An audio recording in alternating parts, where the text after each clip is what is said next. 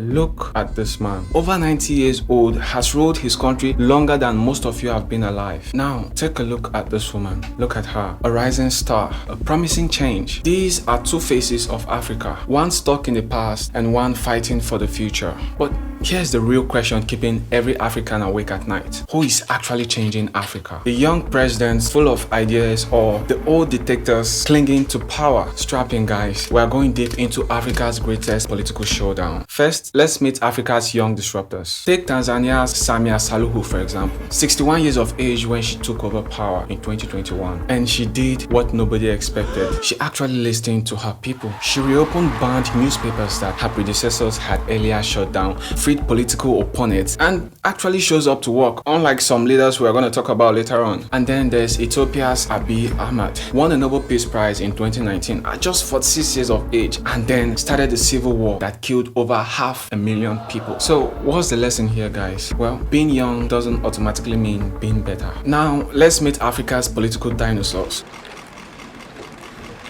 Cameroonian President Paul Biya is marking on Monday his 41-year rule over the Central African nation. Paul Biya of Cameroon, over 90 years of age, has ruled his country since 1982. And the most fun fact is that nobody has actually seen him in public since 2022. Rumor has it that he's either dead or being kept alive by French scientists. And then there's Uganda's Yoweri Museveni, 80 years old, came into power in 1986 promising democracy. Fast forward to 38 years later, he has jailed his main opponent, changed the constitution twice, and he's now grooming his son to take over. How royal of him. And let's not forget Eritrea's Isaias Afwerki, runs what expert calls Africa's North Korea. No elections since 1993, mandatory lifetime military service, basically runs the world's largest open-air prison. Now here's the uncomfortable truth, guys. Some young leaders become just as corrupt as the old ones. Some old dictators actually brought stability. The real question isn't about bad days, it's about whether any leader is willing to break Africa's cycle of